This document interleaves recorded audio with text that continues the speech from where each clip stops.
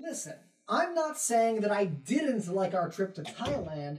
I'm just saying the whole child sex trade thing kind of ruined it for me. I mean, $50 for 30 minutes? That is such a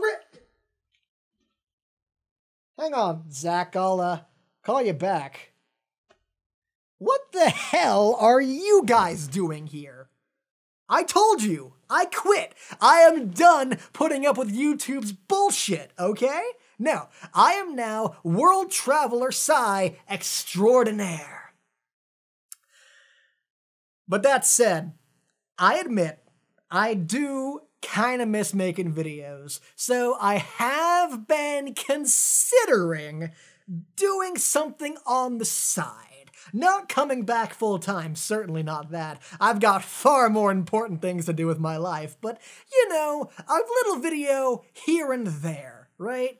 I don't think that would be too hard to do. So, if I must, I introduce you all to the Circle of Jerks! Yeah, we don't really have a theme song or a logo. We don't really have a format. We don't really have much of anything, really. But we do have a name, and really, that's all that matters. Okay, so some of you might remember my absolutely hilarious Top 10 Games of 2017 video, in which I basically did the most cut-down version of a top 10 you can possibly do. I stripped out all context, anything that could have given like, oh, here's why I like the game, and literally just said number 10, game, number 9, game. So while that was a very funny haha joke, I think we all agree, there were some games on that list that I did feel like I gave the short stick to, because there were some videos on the list I had made videos of and talked about why I liked, but there were also a few where I just hadn't, and I feel like if I don't talk about them and explain in detail why I like them, then, you know, I'm kind of doing them a disservice there. So I figured the very first inaugural episode of The Circle of Jerks will be exploring some of those games. Some of those games I just don't want to fucking talk about, so I'll go down the list and we'll go as we go. That was a horrible sentence. So, going in order from 10 to 1, number 10 on my original list was Prey, which I don't have anything much to say about. It was a very, very good System Shocky, Bioshocky type game that I just liked. It was a fun time. Really wish there could have been more enemy variety, and probably could have done with another level or two or like section of the spaceship to explore, but that's, you know, petty niggles. All in all, very good game.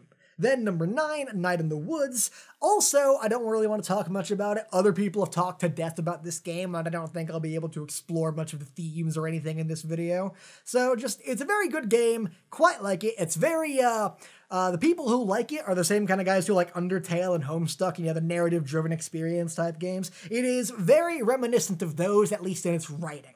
Gameplay, it is very, very slow, but, you know, it's basically telling a story, which is eventually building to something. So it's worth checking out if you can forgive how painfully dull it can be at sometimes, or painfully slow, I suppose I should say. So then we have number 8, Heat Signature, which upon reflection, I should probably bump up at least 2 or 3 points. Heat Signature's fucking great. I think I had more fun with Heat Signature than like any other game this year. It's insane. Now, I will admit, I did already kind of do a video on Heat Signature called Stealing Your Spaceships as If It Was Easy, link below, but I don't think that video quite did the game justice. Although that said, if you are interested in the game, I do recommend you go watch it, because it contains probably the best advertisement for the game it will ever get, because of what happened on a particular mission, which I'll get into in a second.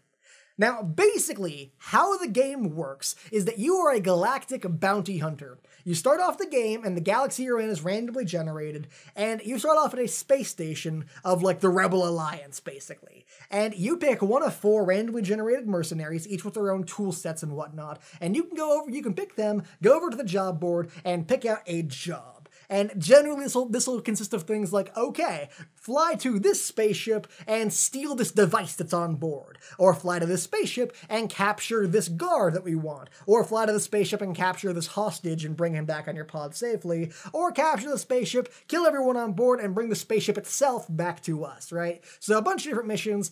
There are a bunch of like clauses that can change up with what type of mission you're doing and what you're allowed to do. For example, a silence clause means that no one can see you do it. There's an enigma clause, which means that no one... Basically, there are a bunch of clauses along those lines that can add modifiers to the mission of what's expected of you. But the basic idea is that you use your tiny little spaceship to like attach like a leech onto other much bigger spaceships and do something on board.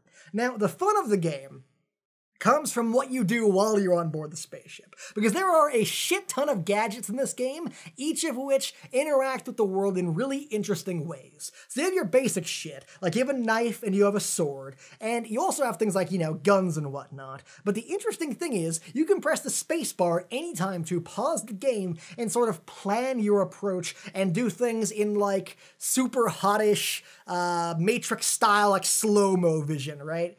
So you can like charge into the thick of it.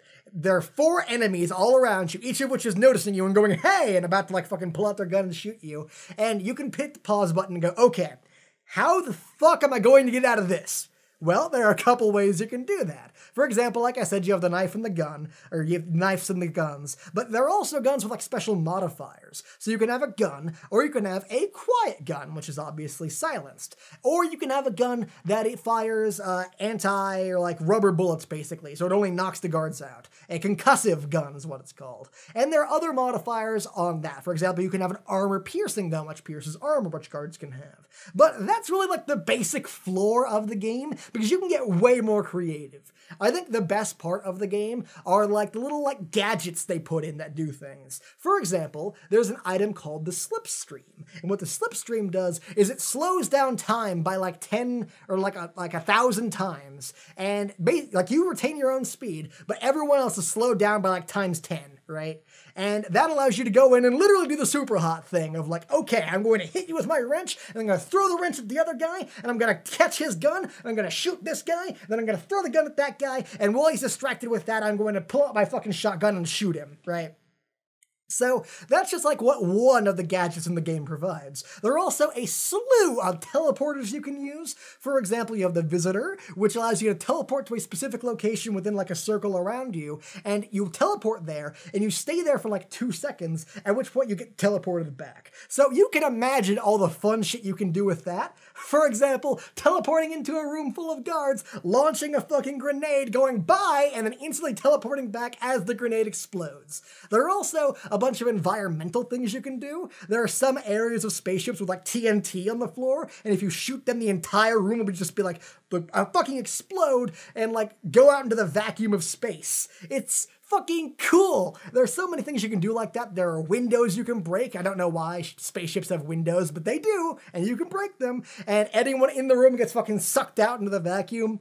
So just the fun of the game lies in how many different like gadgets you can find, and it's in those situations where you like make a plan. You go into the spaceship with this plan, the plan promptly goes tits up, and you get spotted, and now you're on a time limit, right? So the fun of the game is when that happens, and it's when you're like, holy shit, okay, I need to get to the pilot and knock him out, because if I don't, I'm going to be captured, and my character, permadeath is a thing in this game, and my fucking mercenary's gonna die if I don't get to the pilot in 10 seconds. Okay, activate my slipstream. There's a locked door in my way. Where's the guard with the key card? Oh, he's over there. Do I have a key card cloner? No, I don't. I need to go knock him out first. So you can like throw your wrench across the room, and you have a teleporter on you. So once he's been knocked out, you can teleport his key card to him, and that lets you in the door. So just the fun of the game is when you make a plan, and the plan goes tits up, and you have to think on your feet and do these interesting things and sort of comprehend all the situations and the possibilities that you have around you, and try to succeed regardless of the overwhelming odds that have been placed in your way. That is the fun of Heat Signature. And God, I really don't think, I think in terms of like just fun had with a game, Heat Signature is probably like the top 2 or 3 of the year. So I played it for like 10 hours. I find that time to have been incredibly fun the entire way through. I will say, There is maybe a bit of a balance issue towards the later game, because what you can do is after completing a certain number of missions, you can liberate a space station that's adjacent to the current ones that you own. So, and each space station you unlock gets you either a new character to play with a new starting loadout, or it unlocks a new weapon that is then permanently available in all the shops. And I saw a armor-piercing long blade in one of the space stations nearest to me when I started.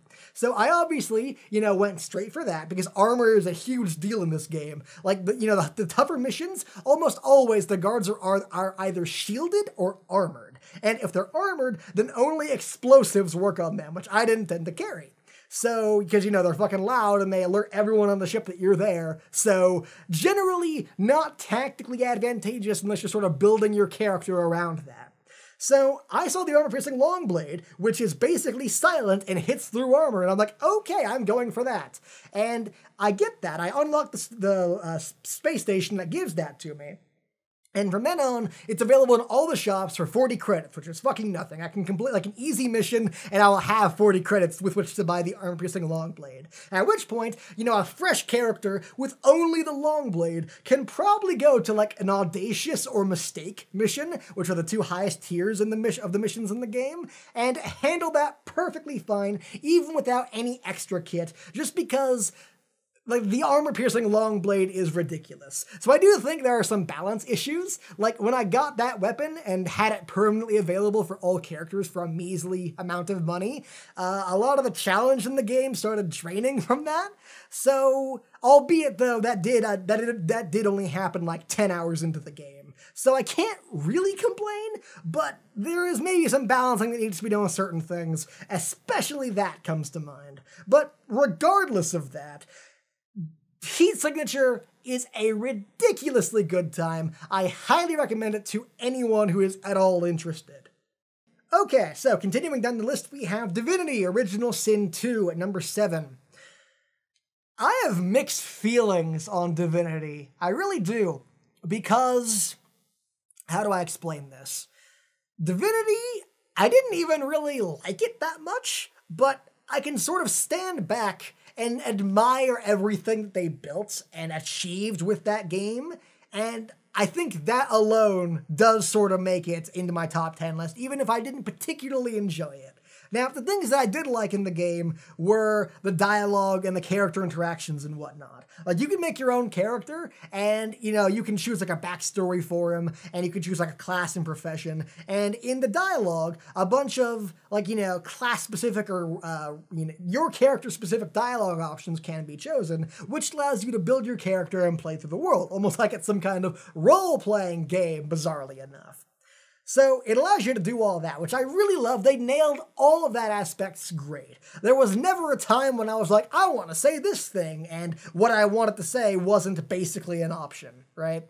So the world building and the characters and the dialogue and the voice acting and the graphics, they're all great. The combat, though, is where I start to falter in my enjoyment of the game a bit. So, the thing with the combat is that it's XCOM turn-based sort of stuff, right? You have your group of guys, you have your party, and you have the enemy party, and, you sort of take turns moving, casting spells, storing special abilities and whatnot, doing all that fun stuff, right? Very, very XCOM, basically. Now, the problem with this is that would have been a fine combat system and would have indeed been a great combat system. I quite like the XCOM style of doing things. But the problem that Divinity Original Sin 2 specifically encounters is that everything in the game has levels. And everything is so completely dependent on the level that you have. Like, if you have your group of guys, and you see another group of guys, and you're level 4, and they're level 4, chances are the battle will be about even, right? Like, it won't be an absolute cakewalk, but you won't be able to just, like, walk in like, hello, everyone, I'm, what a lovely day, as they throw fucking fireballs at you, right? So that, it's when your parties are of about equal skill level that the game is really fun and sort of shines in its combat system. But, and this is a huge fucking but, if the party is like even just a single level above you, if they're level 5 and you're level 4, it will be a grind fest. Like, you'll need to do a fucking save scum to the max. It's like, you know like how really hard FPS is? Like, ridiculously hard FPS is. You sometimes need to like quick save every 5 seconds. Like, okay, I made it to the other side of the room without losing health, and I killed one of the enemies, quick save. And then you die instantly, you have to reload that save and then go to the left instead. You have to do that shit, right, to get through the game because it's that difficult. If the enemy party is even a level above you, you need to quick save every single fucking turn if you want to be able to survive that turn, because chances are you are going to die a lot. There is such a vast gulf in like the appropriate skill level of parties depending on the levels. And guess what? If they're a level below you, they are a cakewalk. You can do that thing I just did, where you can just like fucking walk out into the middle of them with no consequences, because they can't fucking kill you at that point. So, even a single level of difference is enough to completely, like, change. It's basically like, you know, if they're a level above you, the difficulty is hard. If they're, like, equivalent level to you, the difficulty of the game is normal. And if they're level under you, the difficulty is easy. So it's like an on-the-fly fucking difficulty slider tied into grinding in the game and leveling up and gaining experience from shit. It is so bad. There is a reason there are no such thing as levels in XCOM, because the gameplay plays into strategy. You're supposed to strategize like, okay, I've got the higher ground, I've got my wizard, they don't know we're here yet, they're standing in a group, I'm going to cast like massive fucking fireballs at them. And from there, my archer will start to pick them off, and you're supposed to like strategize and shit. And that element of the game is completely lost if the fucking attacks don't do anything because they've been dictated entirely by the arbitrary level system. So, yeah, the world and the characters and everything else that Divinity 2 did was great, but if you do plan on playing it, I recommend like changing the difficulty mode to fucking easy so you can fucking walk through the combat. Or potentially, since it does support mods and Steam Workshop and whatnot, maybe someone's come along in the meantime and like added a balance patch in that, you know, sort of addresses these concerns of mine. But either way, I do think it's a very worthwhile game. I don't know if it's $40 worthwhile, which I think is the full price of the game, but maybe if you find it on a sale for like $20 and can find like a combat mod for it, I definitely recommend giving it a go. I did play it for like 20 hours despite my issues with the combat, and I did have a lot of fun regardless. Okay, next up in the list is Feria, which... it's just a great fucking game. If you like Hearthstone, Feria is just better in like every possible conceivable way. It's way less RNG based. It's got a much fairer business model. It's just more fun to play in general pretty much at all times. There is now no reason for me to ever go back to Hearthstone because I found Feria and Feria is infinitely better. I have a video on it called Why You Should Play Feria, or parentheses, and not Hearthstone, and you should just go watch that if you want my glowing recommendation of the game. It's just fucking great. Go play it, you bags of shit. Okay? Okay, and then after that, we have Hollow Knight, which I don't really want to say anything about, because again, it's been talked about to death. Hollow Knight, just a great fucking game. It's a, you know, fantastic Metroidvania, fantastic example of the genre. Yeah, it's really good. If I had a criticism of it, it would be that the level design, yeah, the levels all look visually different, but the actual level design, like how the levels are all laid out, can be extremely repetitive. And like if you look past the facade of like, ooh, this area is green, or ooh, this area is like, you know, bright purple. If you can look past the looks, the actual like corridors you're navigating through are all like boring as shit basically and kind of badly designed. But honestly, that's about the worst thing I can possibly say about the game. It's got a fantastic combat system. It is an incredibly huge game, like ridiculous for the amount of money you spend on that thing. So, regardless of my petty complaints, and of course, it's also still getting like free DLC. Now, one thing to note is that it is coming out of the Switch soon, and I personally am I put like 20 hours into the game and didn't finish it on my initial run, but I do plan to buy it on the Switch and I'm going to complete it there. So, if you're kind of on the fence about buying it or not and you have a Switch, I recommend waiting for the port to come out and then making sure it's a good port and then buying it there, because I do think Hollow Knight on Switch is a fantastic value for money and it's a great mobile game. So, yeah, great game all around. Then, of course, we have Horizon Zero Dawn. Now, Horizon Zero Dawn, I did not expect to love this game anywhere near as much as I do. Like, it's fucking, I was blown the fuck away. Like, when it was announced at, like, E3 2014, I'm gonna say something like that, I thought, oh, this game looks beautiful, and it has a bunch of giant robot dinosaurs in it. I'm sold. I'll probably play it for 5-10 hours, and maybe just, be done with it. I don't give a shit about the story. I don't really care about the characters or anything. I just want to see all the different combinations of giant, cool robot dinosaurs they've made. And when I've done that and, fought them all a bit, then I think I'll pretty much be done with the game.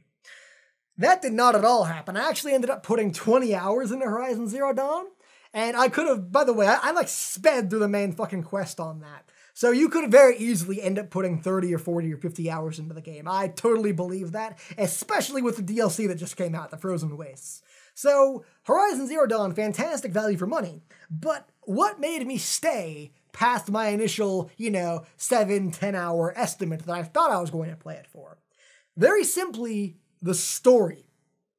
I did not expect the story of Horizon Zero Dawn to be anywhere near as good as it actually is. Holy shit. Now, maybe I should have, because as it turns out, the lead writer of the game is the same guy who wrote Fallout New Vegas, which is my 4th favorite game of all time. So obviously, maybe I should have then been like, oh, maybe the story is something to look out for here. But no, I was completely blindsided by how good the story in this game is. I don't even want to give anything away. But as you go through the main quest and progress things, oh, it's such a unique take on it. As you find out what happened to the world and why everything is the way that it is, why there are just giant robot dinosaurs, it is such a fascinating and intriguing narrative as you go through everything. And, I played the game back in, March, I think is when it came out, March 20th, I think. So, or maybe it was February 20th. It was, beginning of the fucking year, right? So it's been, almost a year since I played Horizon Zero Dawn, and I still remember a lot of the fucking story in that game, which is bizarre. I do not, I remember it so well because it was so good and I got so invested in it. I really cannot tell you I cannot tell you without spoiling it just how good the story in this game is. So really, you guys should go out and experience it for yourself. I personally would describe the game as Zelda Breath of the Wild if they remembered to put quests and characters and enemies into the game. So basically, it's just a better version of Breath of the Wild. So yeah, I'm sure that won't get me any hate. It's a better version of Breath of the Wild. The enemy design is fucking fantastic. There are 20 or 25 different distinct types of giant robot monsters for you to fight, and they're all great, equally great. The combat in the game is amazing. It's very BioShock, actually. You remember in BioShock when you were fighting the big daddies, and you're okay, these guys are super fucking tough. If I just charge in guns blazing, I'm going to die. So what I need to do is I need to plan. I'm going to place some tripwires here and some proximity mines there, and I'm going to do all this shit, and then I'm going to go in guns blazing and draw him back into all my traps, and hopefully then he'll die before he reaches me. A lot of the fucking battles in this game go the exact same way. A lot of the weapons you're given are really interesting and unique and sort of lend themselves to sort of setting up traps and planning your encounter before you actually start attacking. So the combat is fucking great, way better than it needed to be. The story is incredible, probably one of the best stories I played all year, which I did not at all expect to be saying about fucking Horizon Zero Dawn, but there you go. So, yeah, it's a great fucking game. Go play it. Okay, so next in my list we had number 3, the Sexy Brutale. Now, I might end up knocking the Sexy Brutale down quite a bit, because honestly, I was really enthused by it when I first played it, but as time has gone on, I can't really remember that much about it anymore. I remember some stuff that happened towards the end really well, but initially, I don't really remember any of the characters, the characters themselves, or the stories they had that you interacted with. So I think I might have to knock the Sexy Brutale down quite a few notches just because it was kind of forgettable for me. Like, when I first played it, I thought this would end up as, like, my #1 of the year. And as time has marched inevitably onwards, I've realized that, yeah, I don't remember that much about it.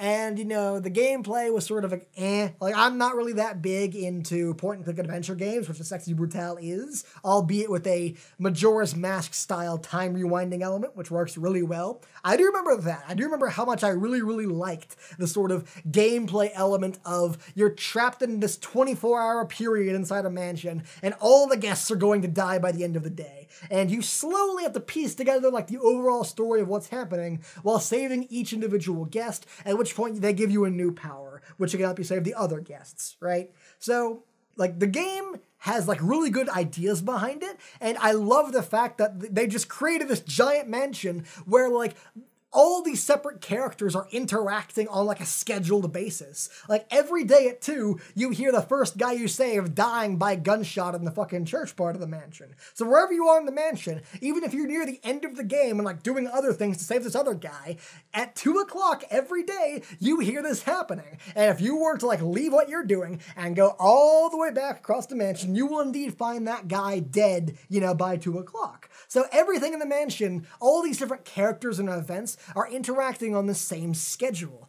And technically, that is an incredibly impressive feat, right? Like, the game is, like, I think Tequila Works should be admired for what they just achieved technically with their small little indie game, right?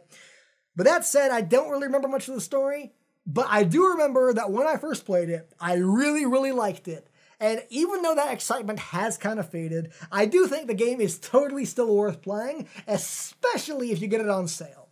So the Sexy Brutale, awful, awful name, I think everyone agrees. Awful name, but really, really good game, although maybe not as good as I thought in my initial video on the subject.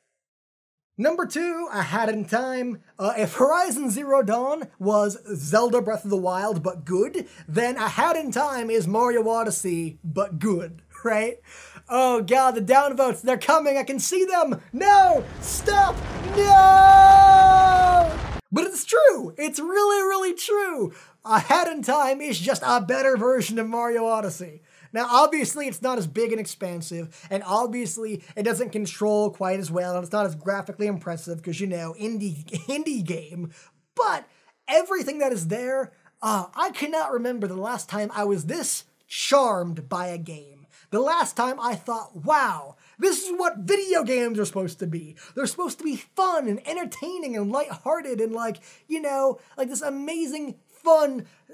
A Had in Time made me remember what fun was. Let's go with that, right?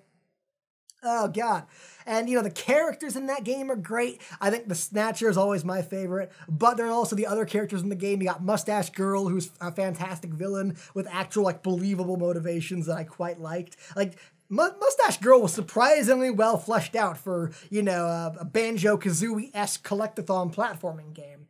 Usually, you know, in Banjo-Kazooie, the villain is Gruntilda, who's a witch and is evil because she's evil. But Mustache Girl, the villain, is actually, like, really well fleshed out, and I quite like her, story arc and whatnot.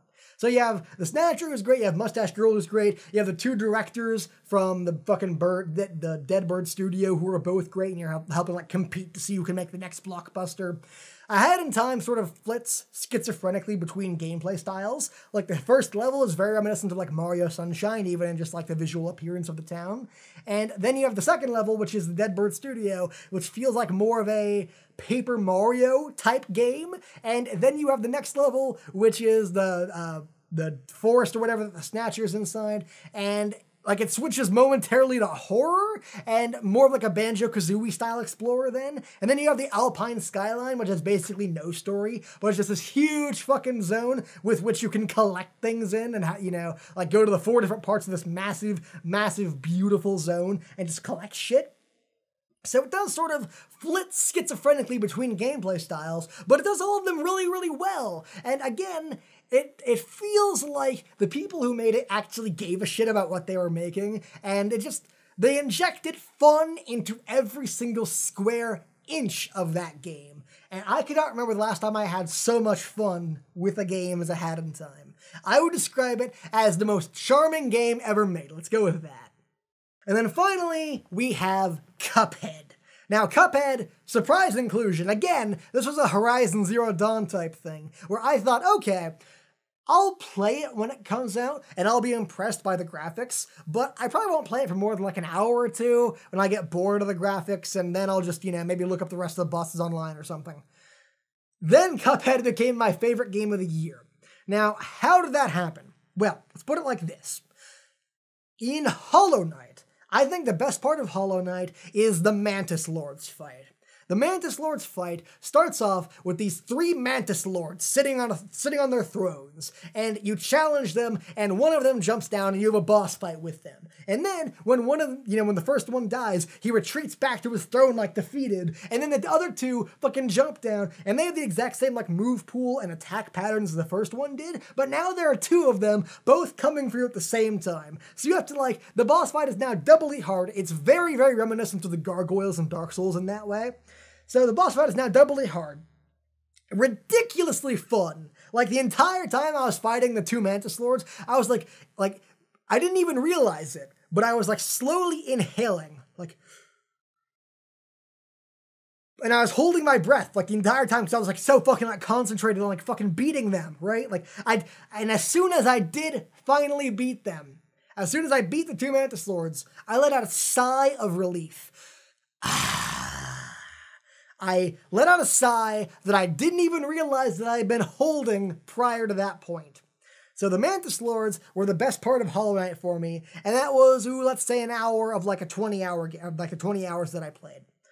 Cuphead gave me that exact same experience of intently focusing on a boss fight and having ridiculous amounts of fun, and then letting out a breath I didn't even realize that I had been holding, but it gave it to me every 20 fucking minutes. Cuphead is a beautiful game. We all realize that. But what it takes a lot longer to realize is how well made the actual gameplay is. My big concern when I went into Cuphead was that the developers would be way more concerned with, okay, how do we make a boss that looks amazing on screen, rather than how do we make a boss that's actually fun to fight. I thought, there'll probably be some fights in this game where they throw a shit ton of really flashy attacks on screen without much of a concern for how the player is actually going to be dodging it, because they probably don't give a shit about the actual gameplay of the game. They just want it to look cool, right? That's the entire appeal of the game, is how it looks, right? So imagine my shock to find that pretty much every single boss in the game is incredibly well designed on pretty much every possible front, and is incredibly challenging and incredibly fun to play. Cuphead has been called the Dark Souls of platformers, and while we're all tired of hearing, things compared to Dark Souls, I do think that particular comparison is pretty apt as comparisons go, and especially as comparisons to Dark Souls go. The game is incredibly challenging, but also incredibly rewarding. It looks visually spectacular, probably the best looking game of the year, hands down, and it plays equally well. I did not at all expect to like this game as much as I did. Now, some people do say that the run and gun segments are a bit of a pisser, and I kind of agree. At first, I did not like them, but that was because I was locked into the mindset the other boss fights had put me in, where I was trying to persevere through a boss fight. And the run and gun segments become a lot more fun when you stop trying to play them like you're fighting a boss in Cuphead and start trying to play them like you're fighting a level in Donkey Kong Country, for example. They play a lot more like that, and if you can mentally shift gears into expecting that whenever you go into a run and gun level, I think you'll have way more fun with it overall. The 2-player mode I talked about in my video on the Cuphead. I actually have 2 videos on Cuphead, which you should go watch. I talked about the multiplayer in my video on Cuphead. I do not think it's great. I do think the game is best experienced from a single-player perspective. But of course you can go multiplayer if you want. I think it makes the game paradoxically more easy and more difficult at the same time, because you have 2 guys both firing at the boss, and you can revive the other guy an infinite number of times. But it also makes it harder, because it's harder to keep track of where you are visually and which character you're controlling, because both characters look exactly the fucking same. So it's very, very easy to accidentally confuse, you'll be looking at the screen for a minute and then realizing, oh wait, I was watching, my friend's, avatar on screen, and my avatar is actually at the bottom of the screen slowly dying, right? So, I think the game is best experienced from a single-player perspective, and like I said in my video about the sort of problems with Cuphead, I do think the Devil boss fight was ultimately a letdown, but the Mr. King Dice fight before that was such a high point for me that I think pretty much anything short of, like, the best boss in the history of video games probably would have been a disappointment from that, right? So Cuphead is not without its fair share of problems, but I do think it is the best game that came out in 2017, bar none. So yeah, that is my expanded thoughts, actually decently expanded this time, on why I picked the games that I picked for my top 10 games of the year. I do hope you have enjoyed it, and now we go to the mailbag. Mail time. Mail time. Mail time. Mail time. The mail's here. Here's the mail, it never fails. It makes me want to wag my tail. When it comes, I want to wail. Welcome to the mailbag, and we appear to actually only have a single solitary email in today, and it's from me. It says, "Dear Sai, you are very handsome and charming and sexy, and girls deserve to send you nudes and message you on Snapchat and Instagram, links below. But you don't appear to have messaged anyone that the circle of jerks was a thing that was happening, and indeed that the mailbox was a thing that was happening. Ergo, no one actually sent you mail. If they want to send you mail for future videos, be sure to use the link and email on screen right now with which to send them. Hugs and kisses, yourself."